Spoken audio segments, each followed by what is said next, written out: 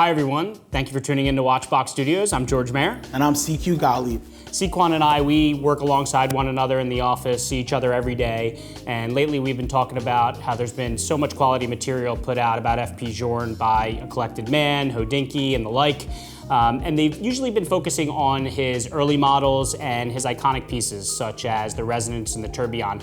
But there hasn't been much material about his sports models, and they don't seem to get the love that the rest of his line does, which is contrary to how it is for most other brands. So we figured it would be cool to show our viewers a rare opportunity where they can see pretty much every sports model that's been made since FP started LineSport back in 2011. Yeah, it's an amazing opportunity, also rare. FP Journe makes under 900 watches a year. Absolutely, and out of that 600 to 900 watches that he makes a year, a small percentage of them are sports models. Yeah, it's amazing. I gotta tell you though, Q, before we get into this, it's summer, it's hot, you're always telling me how you wanted me to go to the islands with you, where you're from. I don't know if I'm really feeling this whole suit and tie, being indoors. Yeah, it's definitely not what we're trying to convey here. Let's get sporty. Much better, George. Now we're talking, Q. This is the setting to talk about Journe sports watches. Yeah, definitely feeling sporty, that's for sure. So I remember probably, 2 months ago, when we started putting together some of these sports watches, it just sort of happened naturally. And we were like, wow, we have most of the sports watches ever made, together. Let's try and chase down the remaining couple. And, then we'll have an opportunity to show some people all of the Journe sports watches ever made, do a rundown through all of them, talk about the history, and hopefully viewers will find it educational, informative, and enjoyable. Yeah, no, this is a complete, or as complete as you can get, a collection with all the generations, and I think it was like our responsibility kind of to catalog it, right? What should we start with first? So let's get it. So it all started in 2011, and I was looking back the other day to try and get a context of where the industry was and what the other brands were doing. And I saw that in Basel World 2011, Patek Philippe came out with the 5164, the stainless steel travel time Aquanaut, a classic still being made today. Rolex did the 216-570, the stainless steel Explorer 2, rumors circulating that it's going to be discontinued or altered, ceramic bezel, which would be super cool. And that same year, FP Journe came out with a watch in a material that no one has really ever done before, the aluminum Centigraphe. Legendary movement, caliber 1506 with 2 patents, the famous rocker system up here, start, stop, and reset for the chronograph function. You have a 100th of a second counter, which can stop at any point along the way. You have a 20-second counter, and then also a 10-minute counter. In addition to that patent with the rocker system, you also have a mechanism in the movement which separates the chronograph function from the timekeeping so that it doesn't affect the amplitude of the watch. So remains incredibly accurate throughout the entire power reserve of 80 hours. It's 24 hours if you keep the chronograph continually moving. Incredible watch. 55 grams, the same weight as a pair of AirPods. I will never forget the first time I was ever shown this watch, Q. I was in the second floor of Walnut Street, customer brought it in, and I think anyone who's held the watch would probably have that same feeling where you're like, wow, like that is just unbelievable. It's the latest watch I've ever felt for a bracelet watch, and it might even be the latest one ever made, certainly one of. Yeah, for sure. I mean, when you have it, it's like holding a cloud almost, like it's hard to really even put into words what you feel when you have it. And it's really interesting to me that it was made for a marathon runner, FP Journe didn't want to make sports watches. There are many interviews where he's like, just not my thing. And then he had a client, I think around 2008, who lost a lot of weight, loved FP Journe, had a platinum Centigraphe, and said, hey, I want one that this is too heavy, imagine with the platinum. And FP Journe put himself to task and made this aluminum beauty that you can imagine if you had this on a jog, you wouldn't even notice on your wrist at all. It's like the perfect piece. It's true.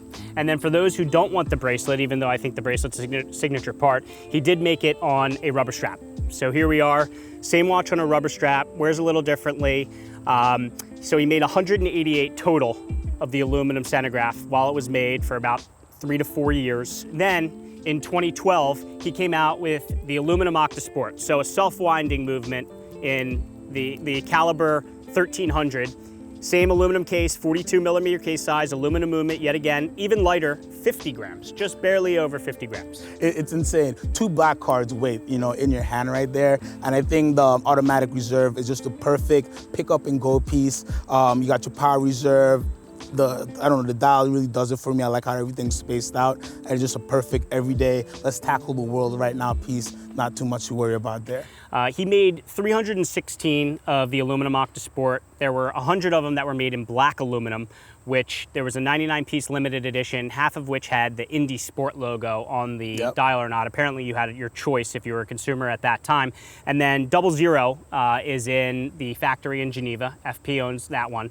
So he made just over 500 total aluminum watches. And then he segued into titanium for the 42 millimeter case. And Q, talk about that transition a little bit. Yeah, so you went over to titanium. He had a little bit of issues with aluminum on his skin, and he went over to grade 5 titanium. Grade 5 titanium, known as the workhorse of titanium, found in like metal screws, found in the ocean and oil tankers. Really strong, really durable, and most of all, it's very non-corrosive. Beautiful kind of anodized gray hair on it, really gives it a really great look with just only adding 10 grams to the overall watch, and nothing you really can even feel. So it's amazing entry, and now 100% of people wearing it won't have any issues on the skin. It's like perfect. I love the color combination. Didn't make many of these, less than the aluminums. He made 72 in titanium and 174 of the Octa Sport. So in total, for the 42 millimeter sports watches that he made a total of 750 on the nose. It's insane. It's insane. It's really hard to think there's just such few of them out there. And again, not a brand who one day is going to produce 1,000 of any one piece. So it's a unique pleasure even finding one to get your hands on. And you're one of few out in the wild. You got to be at a big, Journe meetup to see, more than 15 of these in one room for sure. Without a doubt. And his production numbers are so low as is, but it's still not a focus of the brand. And one of the very cool aspects of the brand is that they publicize their production numbers every year on an annual basis, and they break it down to every specific model. So for Journe Sport, just the last 2 years, in 2019, 198 of his 727 mechanical watches were sport. In 2018, 162 of his 626 mechanical watches made were Journe Sport. So he's at roughly 25% of his production per year is sports watches. So it's not really a focus of his.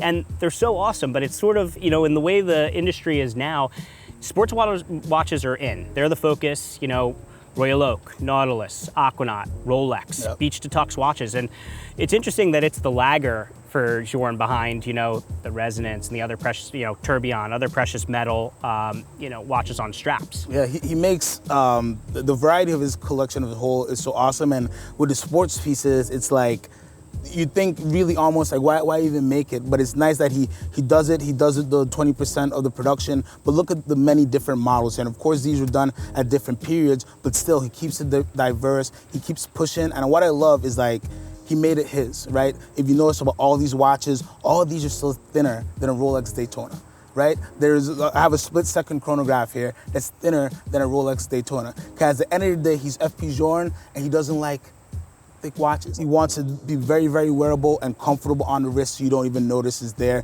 And, you gotta admire that he really, he puts his whole foot in when he's gonna do it, right? Without a doubt. Well, he certainly did that with these pieces. So in 2018, FP decided to transition the sports line, mix it up, pretty significantly. New case size, new complication. Q, talk about some of the pieces he started making in 2018. Well, so we bumped it up with the ARS in 44, ceramic bezel, really thin ceramic bezel, which I like.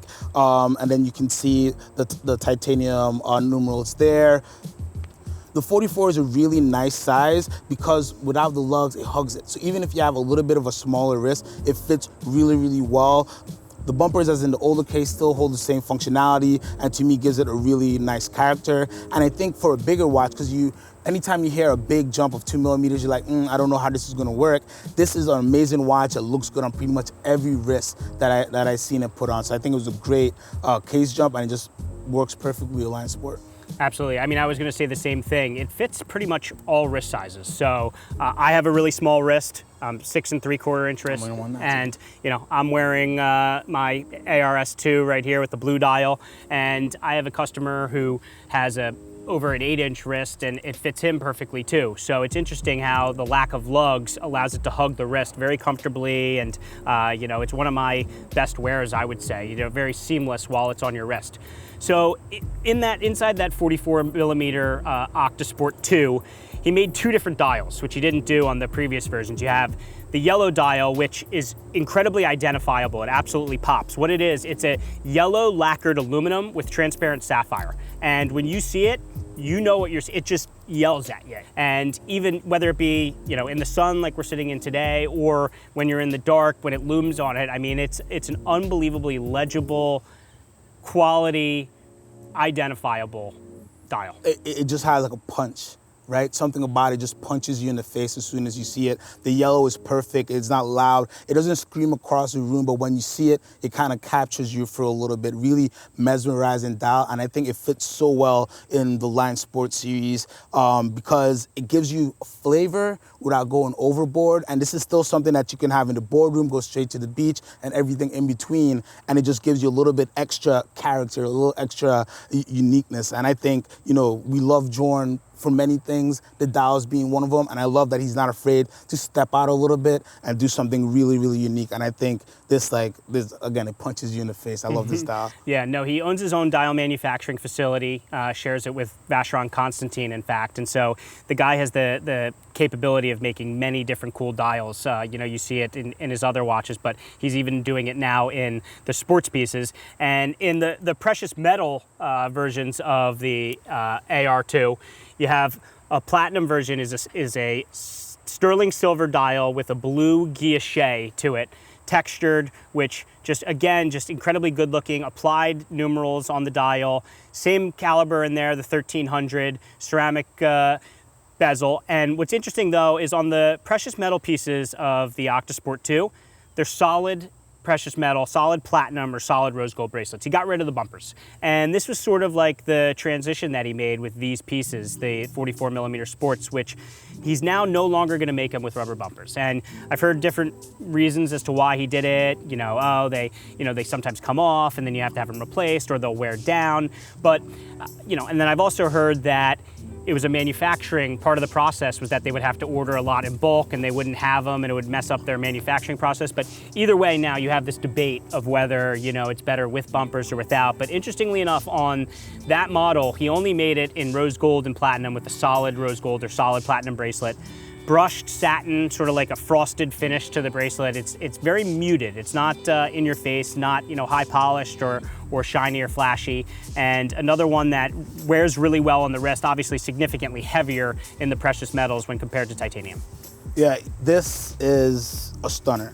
What I love about the precious models is he changed up the dial a little bit. So we're not luminous. We have hand-applied numerals, but they're matte finish. So on the dial, it has a really nice contrast. This blue has like just the lightest drop of purple in it too, so it gives you kind of a little mauve tone. So it's a very unique blue, and it fits really well with the ceramic. And the frosted bracelet is like, you know, I come from St. Thomas, and we have a beach called Magen's Bay, and there's a sand called sugar sand because it's so fine, it's almost like sugar, and it feels like he used sugar sand to make this bracelet because the finish, the frosting is so seamless, you can even barely feel it with your finger. The effect is really, really stunning, and again, still matte, still not blingy, still really under the radar for a full platinum watch. You really can't ask for more. So in addition to the platinum blue mauve dial, you have here the rose gold ruthenium coated dial for this version. So interesting, he's still bringing back his, you know, he has his legendary ruthenium dials. Here actually is a ruthenium dial as well, believe it or not, in a sports watch. And these pieces, it's interesting, they're the rarest of the bunch. Well, I guess with the CT2 as well, but he made 14 of the rose gold AR2, 11 of the platinum AR2, and 54 of combined of the yellow and the gray dial ARS2 going into 2020. That's insane. 14. Such a small, I mean, it's crazy. It's wild. A real cool thing to point out about the rose gold as well, he uses 6N rose gold, so it has a very unique red, almost a little bit more double red gold effect, real nice coppery rose gold, and I really love them. I'm a big fan of rose gold, and I think the 6N gives it a redness and a richness that's really, really nice, and it's paired really nicely with the frosted finish. So even though it's matte, the contrast on it is gorgeous, but it's insane that only 14 of these are around. It really is wild. You know, and it's interesting, his cycles of change are so quick that, you know, it'll be interesting to see how many are ever made. He is truly like an artist, right? Who's like, he has canvases and maybe he has some orders and maybe he has a lot of people, you know, saying, hey, I would like this, I would like this sunset and that sunset. But he could wake up in the middle of the night, hey, I want to change everything. You know, I don't want to use this, I want to use that. I want to go from oil to watercolor. And I really like that about Journe, because you are chasing somebody's creativity and somebody's passion. And he's been doing it so long. You know, we've been working on this video for a while now, and I can't find a parallel personality or manufacturer, and forget watches and anything, where it's somebody who's so passionate, who has a hold on the collectors, great transparency. All the numbers we gave today weren't numbers that we had to secretly get or dig or some type of weird thing. It was just a simple email, phone call anybody could do. And it's just a rare situation to have a producer like that. And you really don't know. You don't know what's going to be discontinued, what might come out, who knows what funky dial, one-off piece that might pop up at Unction. I mean, how often do we see, you know, new watches that we'd never seen before? And we're so, you know, in tune with the brand. And I feel like at least a couple times a month, we're like, whoa, did you see that watch? I never knew that existed. I mean, insane. It really is. And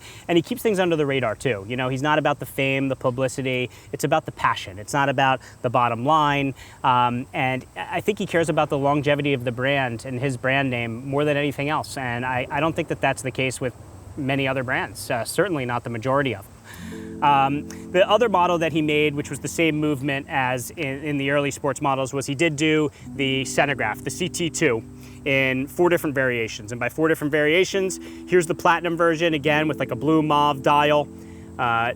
Made 10 of these going into 2020. So combined in the last 2 years, 10 of these were in existence. And keep in mind, with the way of the world and, you know, coronavirus shutting down the factory, it's not like he's making very many watches this year. So very low production numbers, even within his low annual production for his entire line. You also have the rose gold version, another one, 17 of these made going into this year. Like it is for all of his Centigraphs, 30% of the proceeds of the profits generated go to the Brain and Spinal Institute in Paris to fight Alzheimer's, Parkinson's, and multiple sclerosis. Just one of the many examples of how FP, it's not all about the bottom line for him, and it's about something much greater. Yeah, no, it's awesome that they do that. And he really is like a really approachable guy. And I had the very fortunate opportunity. I was down in Dubai when we opened our office for Dubai Watch Week, and Danny Goldberg introduced me to FP Journe, and he was just like, so chill, so laid back. He's wearing a very cool jacket. And he looked like a movie star, right? And like it was at night, and you know, super fans are there, right? And Phil Dufour is walking around, and anybody who comes up, he's willing to answer any questions. He had an astronomic on. He was willing to pull it off and show people. Very approachable guy. Very, you know, like easy to talk to. And it's like, it's good to see that, like, you know, somebody like that's around there. He's very down to earth and still very much in touch, you know, still very grounded with what's going on and the people and their thoughts. And I think that's missing a lot from the watch game right now, is, you know, having that really close connection to the collectors, to the pulse of what people want and what people are using their watches for. And I think the LineSport is a great example of that expression. I think you've seen, you know, that's why there's been a rise in the independents. You know, people feel an attachment with them. You can meet Max Busser, or you can meet Recep Rexepi from Akrivia. You know, you feel like you're closer to the brand and your money is contributing to something, you know, a legacy that's being built right before your very eyes and while you're living. Which I think is a super cool aspect, which obviously pertains to FP, who's going to go down as, you know, one of the greatest watchmakers of all time, certainly, you know, one of the greatest in the 21st century. Yeah, for sure.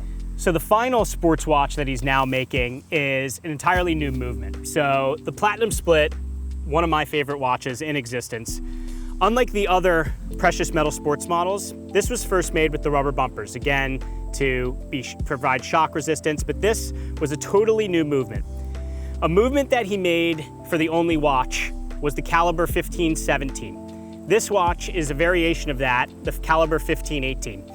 There's differences between the two in that the only watch, it was finished a little better. It has some black polish mirrored finish to it. You know, looks a little better, which makes sense for an only watch. And then also in the 1518, the way the chronograph is activated is a little different, the base movement's a little different, and then the crown wheel is actually a little better in the 1518 that's in this mono pusher. This particular piece, I'll show it how to activate right here. You have the start at the top. Stop is also the same button, and the reset. And then if you want to activate the split, start it, and then the bottom button down here is the split second going. You can bring it back if you want to, split it again,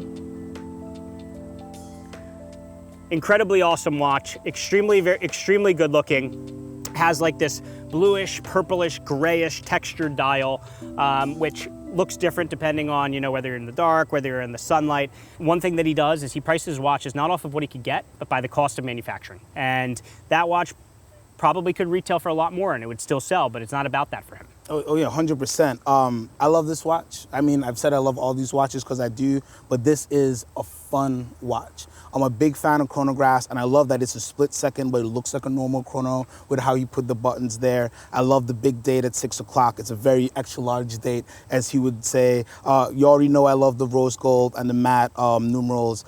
I think this, and again, this is a split second chrono, and I can't explain how thin it is. You could go around and we could go to research all split second chronos, and usually just how the movements are manufactured, you're looking for a little bit of a taller watch. So to be able to have this and to still have a big date in there, but still be under the size of the Daytona, it just makes a super wearable, complicated watch, which to me makes this one of the perfect watches among all his perfect watches, is that amazing value, amazing complication, but again, it's his DNA. This is truly a FP Journe split second chrono. I love these. I'm a big fan. That dial, something about that dial just really has me, but I love the rose gold it has too. a lot of character to it for sure. Interestingly enough, the titanium variation only has one dial color. It has the gray dial. It doesn't have a second dial like it exists for the Octa Sport or for the Centigraphe. There are rumors I've heard, orange dial might be coming out, who knows, but that would be... An orange dial would be man, sick. game changer. Just an incredibly awesome watch. Really can't say enough about it. Now, interestingly enough, he's transitioned from the bumpers bracelets to the solid precious metal bracelets that exist on the Octa Sport II, or just the Octa II, and also on the Centigraphe II. And there's a lot of debate back and forth on which is better. He made, to give some production numbers, going into this year, he had made 79 of the titanium version, 63 of the rose gold, and 31 of the platinum. And now the platinum, they're all solid bracelets, solid platinum bracelets. So less than 30 or around 30 max have ever been made with the rubber bumpers. So that in a way itself is like a 30-piece limited edition.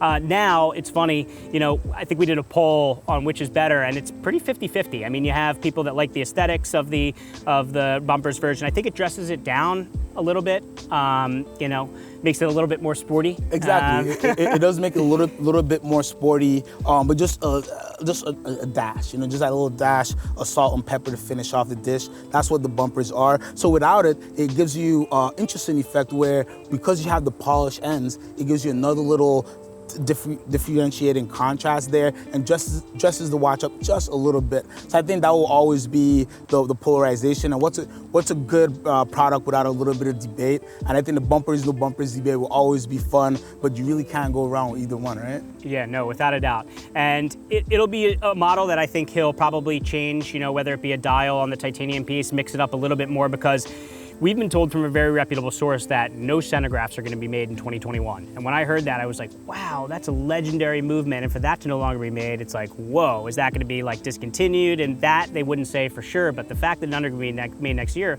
is head scratching. That's been an iconic model for the brand for many, many years. So that was pretty interesting to hear. So I could see that happening, him putting the brakes on it, maybe coming back a few years later with like a redone version. But when you're dealing with a maker or manufacturer who is confining himself to quality and not worried about quantity, you're gonna have, things that have to get sacrificed for the greater good. But that just, makes the hunt even more fun, I think, right? Without a doubt. And even when, he's boosting production big time, I mean, he's going from all the way up to 900 mechanical watches next year, he still doesn't have the manufacturing capability to do everything that he's capable of, just exactly like you said. So, Q, that was a lot of fun, man. We've been talking about doing this for a long time. I'm glad we finally did it. We got rained out the first time. Here we are in the 90 degrees. We made it through. Yeah, that's for sure. We did have a few rain delays and a tropical storm pass through, but nothing could stop the Journe Sport. I'm so happy you wanted to do this with me. I'm so happy you got it done,